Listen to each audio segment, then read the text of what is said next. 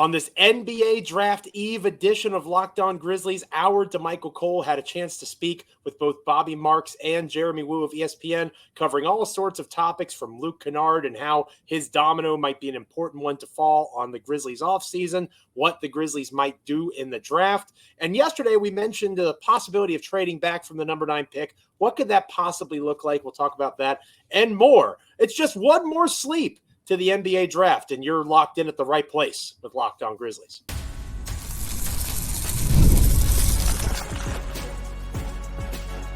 You are Locked On Grizzlies, your daily Memphis Grizzlies podcast, part of the Locked On Podcast Network, your team every day. Happy NBA Draft Eve to all those who celebrate. I'm guessing if you're listening to or watching this podcast, you are one of those that celebrate these sorts of things. No worries. We here at Locked On Grizzlies also celebrated as I, Joe Mullinax, one of your hosts, joined by my co-host, Damichael Cole, the Commercial Appeal there in Memphis, Tennessee. Damichael, very busy this time of year, and this podcast is no different. Lots of great content for us to dive into, and we will do just that here momentarily. But first, today's episode is brought to you by FanDuel. Make every moment more as playoffs wind down. The NHL just finished up with Game 7 on Monday night. Obviously, the NBA has closed up shop for the year. The sports stop sporting like we want them to. But this summer, FanDuel is hooking up all customers with a boost or a bonus daily. That's right. There's something for everyone every day all summer long. Visit FanDuel.com/LockedOn to get started. We are free and available here at Locked On Grizzlies as proud members of the Locked On Podcast Network, your team each and every single day. Like, comment, rate, review, subscribe, whether it's on YouTube, Apple, Spotify, Amazon, literally anywhere you get a podcast, you can find Locked On Grizzlies. And hopefully each and every time an episode drops, you are with us here on the podcast. As I mentioned a moment ago, joined by my wonderful co-host, Damichael Cole of the Commercial Appeal there in Memphis, Tennessee, an award-winning Memphis Grizzlies beat writer for that publication. You have come to the right place to get great Memphis Grizzlies content, mostly because of Damichael. I think I have a decent opinion every once in a while. But Damichael, an opportunity to speak with a couple of folks from ESPN who are about as tuned in with the workings of the NBA this time of year as anyone. Bobby Marks, Jeremy Woo, all sorts of different topics that you covered. And we'll start off with Bobby Marks because I thought it was interesting. And this is an article that is over at the Commercial Appeal. Again, you should go check it out today if you haven't already done so. Maybe read it as you're listening or watching to the show. Damichael, you had that opportunity to speak with Bobby Marks, and we're starting our show off with that because obviously we'll talk about your conversation with Jeremy Woo and all that sort of stuff as the show progresses. But we're starting with Marks because he made it seem, at least in my reading, that the Luke Kennard situation is a major domino to fall in whatever the Grizzlies are going to do this offseason. And a lot of it has to do with the new CBA, the idea of a first apron, the luxury tax. So if you could, maybe in layman's terms, kind of describe what the big significance of that is for a team, especially like the Memphis Grizzlies. Yeah, Joe, this isn't something we've talked about much this one. We've kind of separated the two things. The Luke Kennard situation is one thing, and the NBA draft, how the Grizzlies should address it, and how they should address the Luke Kennard situation. But in a way, they're kind of intertwined because Luke Kennard's decision has to be made shortly after the draft. And I mean, in the next 4 days or so, if I'm not mistaken. Yeah, it's right before free agency starts. I think the 29th is the deadline for him. Free agency starts the 30th at 6 p.m. So, yeah, I mean, the clock is going to be ticking. As soon as the draft ends and they fly the guys into Memphis and all that, Luke Kennard will be on the clock. But I'm sure they will probably already have a decision made at that point. And the reason why is because there are certain restrictions that come with the idea of keeping him. I mean, for those who don't know, and we've said this pretty much at this point, but if the Grizzlies do pick up the team option, they jump into the first apron of the NBA's new CBA. We've talked about the NBA's new CBA a little bit, but just to give you like a quick rundown of what will happen if the Grizzlies go in the first apron, well, there'll be certain restrictions. The most notable, in my opinion, and probably over there for our armchair GM Joe Mullinax too, is you're not allowed to acquire a player in a sign and trade if you're in the first apron. So all this talk of, let's go get this big man who's making this much money in the free agency and things like that, like the Isaiah Hartensteins of the world, or throw them off the table if you're it's in the impossible. First Literally not allowed. Can't happen. But then there are some other ones. You're not allowed to use a pre-existing trade exception, and the Grizzlies so happen to have a couple of those. From previous trades, they have access to trade exceptions. Those go off the table if you pick up the Luke Kennard team option. You're not allowed to take money back in a trade. Can I take money back in a trade? You're not allowed to sign a player waived during the regular season that had a pre-existing salary of over $12.9 million. That one probably won't come into play much for the Grizzlies.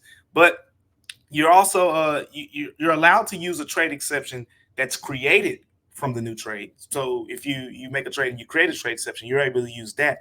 But you can't use any pre-existing ones. And the Grizzlies, I think, have two of those right now. And then the other notable one, which we have talked about previously, is you only have access to the $5.2 million trade level exception, mid-level exception, excuse me. I believe the rest of the league, if you're a team that's not in the first or the second apron, you have access to the $12 million mid-level exception. So it's basically more than double. So when you talk about conversations with potential starting bigs and things like that in free agency, and you say, oh, we just got a mid-level exception to offer, some teams will be able to double up the Grizzlies that also don't have cap space as well. So it's noteworthy. If you pick up Luke Kennard, it's the team option, you're saying screw all those things, basically. But Bobby Marks also pointed out, we get a little caught up in the numbers, right? And at the end of the day, we're having this conversation because Luke Kennard is a good player. Like, he didn't earn that contract just because he had one breakout season and hasn't replicated that. He earned that contract because of the fact that he's one of the best three-point shooters in the NBA, and he's continued to showcase that. I've been critical of certain areas of his game. Joe Mullinax has as well. But at the same time, I find value in him being on the team. I still like the idea of picking up the team option, Joe, simply because those restrictions, oh well. Like, the Grizzlies are gonna be in the first apron at some point because the Jaren Jackson Jr. extension talks will come soon, and at that point you can't avoid it. Like, it is what it is. So it's going to happen, and I think Luke Kennard is worth it. He's not worth declining. Everyone should know how much I value the idea of keeping shooters around the star players on this team. Luke Kennard is one of those main components. He's one of the best shooters in the NBA. Joe, you keep this guy, and guess what? Yeah, maybe you won't be able to buy a second-round pick and whatnot, as Bobby Marks pointed out. But at the same time, it's worth it. And there are some other things that may come into play. I know me and you may talk about the idea, later on in the show about some potential trades in the draft, and we'll tie those into the Luke Kennard situation later. But there are certain restrictions that, quite frankly, I don't think are worth declining the option over. Here's where we have a rare disagreement, because my takeaway from the Bobby Marks comments in your post or your article, I think that I'm going to contradict myself within the first 10 minutes of the show. I mentioned that Canard being the first domino to fall. The draft is obviously the first domino to fall. Here's where I stand after reading your article. If Memphis is able to get Donovan Clingan, if they get up to 3, right, or they move up to 6, because if Clingan falls past 3, and I agree, again, we'll talk more later on, there's a decent chance that if he's not picked at 3, that he'll fall to 6, right, or if he's not picked at 2 or even 1 by Atlanta. I believe that if Memphis drafts somebody like a Dalton Connect, I don't know that they'll opt into that. I think that could be their out, and that allows for them to address the starting center position with a full mid-level exception that they wouldn't have if they opt into the Canard deal. So I think a lot of it has to do with whatever this trade up, and there's a lot of smoke to that fire, right? More and more, Mark Stein, who's one of the most tuned in ESPN NBA reporters. He's not with ESPN, Substack. One of the most in-tune NBA reporters there is, talks about the rumors of Memphis trying to move up to 3. If that happens and they get their guy, they get Clingan, I think they opt into Canard and they do exactly what you just said. Like, who cares about the apron? We got our guy. We're going to run it back as best we can with this improved depth from Vince Williams Jr., T.J. Jackson. We see where we are. But if they don't get that big, I do think that makes that possibility, because it allows for them to address an important position of need a little bit more completely. That makes sense. I mean, it makes sense to me. I get completely what you're saying. If they don't move up to get their big, they need a little bit more flexibility to be able to do so. Are you willing to bet the house on Zach Edey? Is kind of where it comes from for me. Are you willing to bet the house? Because that's how important the center position is for this Grizzlies team. We saw it with Steven Adams. That's the reason that you were so frustrated by the Steven Adams trade, and understandably so. Yeah. Like, we know how good of a regular season team this team is when they have a guy like Adams. And Klingon is very similar to Adams, better in several ways, you could argue. Yep. I think that is an important piece of this process, is understanding just how much that domino matters. It does. Because if you get Klingon and you keep Canard, like you said, you're a first apron team, but who cares? Yeah. And my thing is, I guess, here's my point. If you get the $5.2 million mid-level exception, it's center. It's not point guard we're talking about. It's not shooting guard. You could get Goga for 5.2. You've heard me compare the center position to running back in the NFL. I think there will be some still decent bigs that because I don't think teams are just going to be shelving out their full mid-level exception to centers. Fair. Like I think you're trying to go get some really good wings, right? Maybe some defensive-minded guys, 3-and-D type guys, which are full mid-level exception. So basically, that's where I completely agree with what you're saying. They're going to need that flexibility. But my point is, if you get in the first apron, you pick up that team option, and I still feel decently confident about the idea of getting, a decent enough big. They don't need a game breaker. A decent enough big to hold down the fort with that $5.2 million mid-level exception. The health of Brandon Clark is significant for that. Obviously, we've seen him at full strength. That vertical lob threat. To me, that was the biggest takeaway from the Dallas Mavericks' success is Clark is going to be very significant to what Memphis does this coming season. He's going to be an X factor. Spoiler alert for episodes of Locked On Grizzlies closer to the fall. Clark is going to be an X factor. Let Damichael and I know what you think in the comments. The first apron, how you feel about that. Should Memphis maintain flexibility? How significant is Canard for you? Let us know in the comments. When we come back here on Locked On Grizzlies, we will talk about the other part of Damichael's wonderful piece over the commercial appeal, his conversation with Jeremy Woo, talking about Memphis's upcoming draft. We'll talk about that next here on Locked On Grizzlies. But first, this episode of Locked On Grizzlies is brought to you by FanDuel. I love sports. Sports. Love to watch them so much, I never want to stop. Damichael's the same way. But as the playoffs wind down across all the different sports, it's just Major League Baseball essentially running, which is cool, right? Nothing like being taken out to the old ball game, but you get fewer games. And sports aren't sportsing like we all want them to. FanDuel lets us keep the sports going whenever we want. All we have to do is open the app and dream up bets anytime that we are in the mood. This summer, FanDuel is hooking up all customers with a boost or a bonus daily. That is right. There is something for everyone each and every day, all summer long. Head over to FanDuel.com/lockedon and start making the most out of your summer. FanDuel, an official sports betting partner of Major League Baseball. When we come back here on Locked On Grizzlies, we continue our conversation about Damichael's piece over in the commercial appeal, talking with ESPN analyst Jeremy Woo about Memphis's draft prospects. Stick with us. Welcome back to this episode of Locked On Grizzlies. Again, happy NBA Draft Eve to all those who celebrate. It is I, Joe Mullinax, joined by my co-host, Damichael Cole of the Commercial Appeal there in Memphis, Tennessee. Damichael will jump right back in here with your piece. Jeremy Woo, another great ESPN analyst, talking about what Memphis could potentially do in this upcoming draft. We mentioned a little bit earlier in the show the Donovan Klingon smoke. Woo is another name to add to that list. There's a lot of smoke to that fire. The Grizzlies being very interested in what Klingon brings to the table. But he also brought up some interesting points that maybe made it seem, and this is not surprising knowing GM Zach Kleiman and the Grizzlies, there might be a plan B or a plan C if the Klingon dream doesn't become a reality. Yeah, he used the word thrift shopping. That was the word that Jeremy Woo used that stood out to me.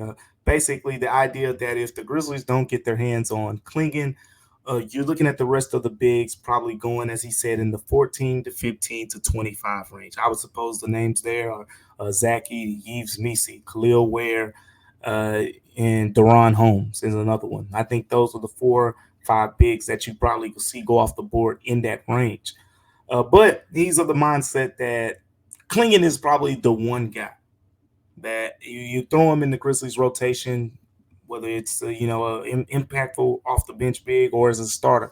He's the one guy who I think Wu, based on the conversation there, trusts as kind of a fill-in impact player right now. So he sounds like he's of the opinion that if you don't get Klingon, you're better off thrift shopping, as we kind of touched on in the first segment, through free agency and whatnot. And you know what? I'm not too far from that idea as well, because I mean, everyone on here, you've heard me at this point kind of say that Khalil Ware is someone that I'm high on, but at the same time, there is a physicality jump, right? And you have to be careful of expecting these guys to come in, play 26, 27 minutes or anything like that. I think a good solid rookie big man season would be, 18, 19 impactful minutes off the bench or whatever. I mean, you got to think about it. As good as Derek Lively was this year, right? The Mavs still went and got Daniel Gafford at the deadline. Like, I mean, take it how you want to take it, but to me, that was hey, we're not trying to play this rookie 40 minutes in a playoff game. As impactful as he ended up being, and there were some weaknesses there. I mean, you saw the Boston series; he wasn't as effective as he was in the previous series, but that's expected out of rookies, and I think that's what Wu kind of alluded to, the idea that hey, there is a transition period for rookies here, and Donovan Klingon sounds like he has the I wouldn't say easiest. His game is the most suitable to translate right away, which I kind of agree with. But yeah, it leads me to believe, Joe, that if we're looking at number 9, the Grizzlies move up, that's your guy, Donovan Klingon. If they stay at 9, and I've said this, I like Khalil Ware, I like Zach Edey. If you're at 9, I'm not drafting them. I mean, maybe I'll be wrong. Maybe we'll look back at this in a year and be like, oh, Damichael, you were wrong. But I trade back because at the end of the day, it's a value thing, right? Like, even if Zach Edey or Khalil Ware turn out to be worth it, like if Khalil Ware basically replicates the same season that Derek Lively had, I still think you can have the conversation from the standpoint of, oh, well, not only he had a productive first year and you got him at 9, but he probably would have been on the board at 12, and you could have slid back a couple spots, let OKC jump in front of you or whatever the case may be, and picked up an extra second rounder, or picked up an extra extra, which we'll talk about a little bit later on in the show. I think that again, and it's one of the reasons I feel the way I did after the Marks part of your article, they have found ways to get this viability because of their flexibility, right? Mm-hmm. And I forget who it was. It was either Wu or Marks. They talked about how the reason Memphis has all these picks, the same reason the Thunder have all these picks. Yeah, it's ammunition to move up, right? They're not loading up to try to go get Paul George in a sign and trade. The Clippers don't want all those picks. Memphis can't afford them. Maybe Oklahoma City could, and that would be hilarious if they brought Paul George back. That's probably not going to happen. The point I'm trying to make is it's to move up in drafts when they want to. That's why they have these picks.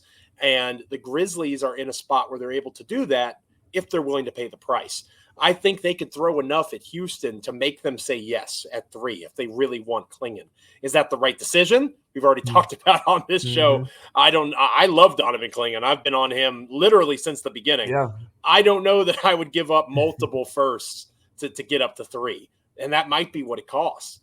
Yeah. Oklahoma City could pay that. And can you imagine Klingon and Chet Holmgren together? That would be a nightmare. Down you talk about FIFA 4 phone. Absolutely. That would be a major problem for everybody in the West.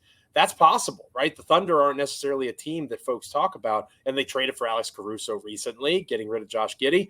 That is a fascinating possibility that I hadn't thought of until I read your article, with the Thunder being a trade-up possibility as well.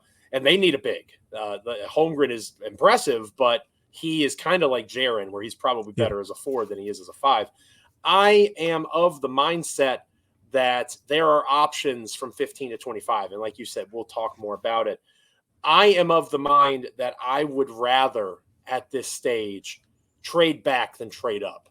And again, people are going to get in the comments and say, you're Mr. Fee 5 4 Fum. You're Mr. Don. Are we trying to win a championship or not, right? Absolutely. But I think that there are ways to address that need without blowing off every asset that you've accumulated. Yeah. And maybe I'm gun shy, right? Maybe it's me being kind of Nah, nervous. I think I mean we saw what Kelly was saying the other day about the type of stuff that Houston might come in. I mean, you saw the comments. People were like, oh, "I'm not paying Houston all of that stuff." That's a lot. I But don't think you're Houston's in a gun-shy, position yeah. of strength. Like that's one of the gifts of the NBA draft lottery, right? If Memphis had moved up to 3, we're having different conversations. Klingon is almost a lock. Beyond that, you're having a conversation about, is it possible to get a Mikal Bridges? Is it possible to go out and trade for a legitimate star caliber big man like a Jared Allen? Those chats are more realistic at 3 than they are at 9. And that's the gift that Houston has been given. And that's the reality that Memphis faces. How do they attack this? Everything has an opportunity cost, right? What is it worth? What are you willing to give up to make something happen? And historically, you have studied and followed Zach Kleiman's career, as have I. I don't think he's going to completely sacrifice the entire future of this franchise for one big man for the exact reason that you just said. Is Klingon better than Edey as an NBA prospect? I think so. Is the gap that big and that seismic to mortgage your future? I don't think Zach Kleiman's going to say it is, and I don't necessarily disagree with him. Go ahead.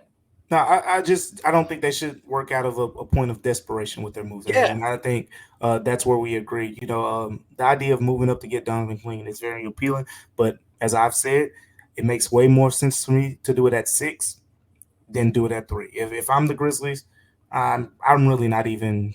I mean, based on what Kelly Iko was saying, and even Mark Stein's reporting, he threw Marcus Smart's name in the conversation as well. Like if that's what they want, then hang up the phone. We don't have anything to talk about. See you during the season 4 times. Like we'll see you then. I think Marcus Smart is a viable trade piece, is a real thing. I don't know that it makes sense to do it with Houston. There might be other avenues for that maybe we can discuss on a later episode of Locked On Grizzlies. Let us know what you think in the comments. Do you agree with Damichael and I? We're not quite in the mood to mortgage the future for Donovan Klingon, even though, again, I'm very high on Klingon. I don't want to make it seem like I'm backing off of that. The cost of Houston asking for so much, it's too high for me. And I think that if Memphis were able to find a trade back partner, there might be some possibilities for them in this draft. And we'll talk about some options coming up next here on Locked On Grizzlies. But first, you'll notice that Damichael and I, whether we agree, disagree, we're not screaming at each other. We're having logical conversation. We're trying to provide analysis and give you reasons and ammunition to back up whatever argument you might be having with your fellow NBA and Grizzlies fans going into the draft. That's part of our job, not to make you turn down the volume because we're screaming at one another. This isn't ESPN or Fox Sports. This is Locked On Grizzlies, a proud part of the Locked On Podcast Network. Locked On Sports Today is an extension of that, the first of its kind 24/7 streaming channel over on YouTube. You can also check it out over on Amazon under the Free Fire TV channels app. All the great programs that come from all the different Locked On podcasts, plus the league shows like Locked On NBA. So go check out Locked On Sports Today right now, or actually maybe not right now. At the end of the episode, go check out Locked On Sports Today. When we come back here on Locked On Grizzlies, we'll close out the show with some trade back ideas, reasons, logical explanations, at least as best I can. And I'm sure Damichael will always bring logic like he always does. I get angry sometimes, but not this time. Stick with us. Welcome back to Locked On Grizzlies. I am Joe Mullinax, closing out this Tuesday edition of the show with my co-host, Damichael Cole. The next time we're together, it will be NBA draft first round day, which is so dumb still to say.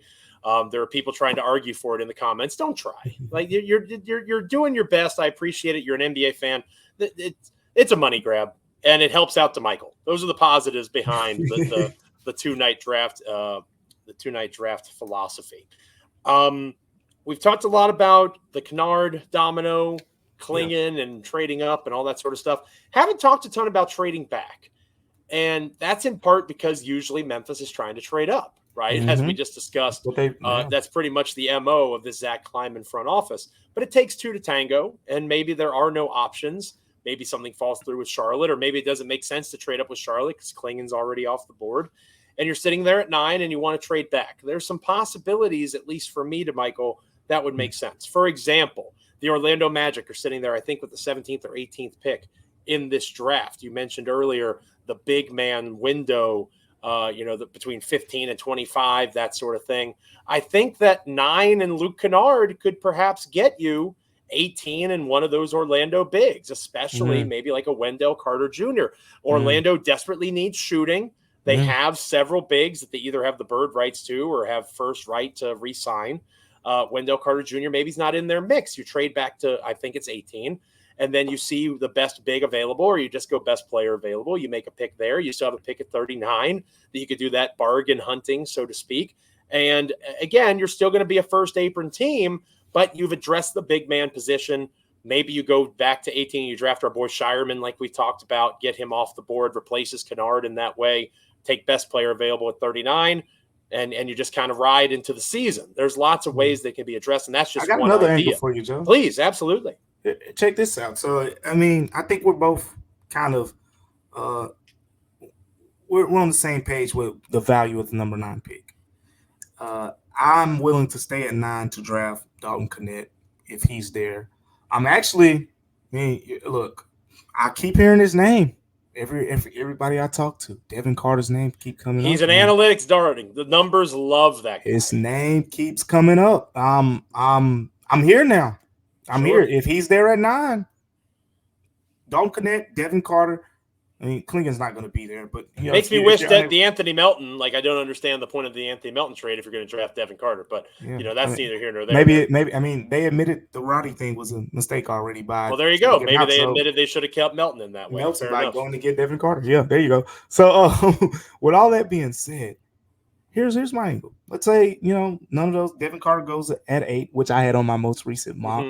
Let's say you don't get to trade for Klingen because he goes in the top 4 or 5 or whatever the case may be. And then Dalton Knecht goes 6 to Charlotte, which is another buzz type option. So all 3 of those guys are off the board and you're just sitting there at 9.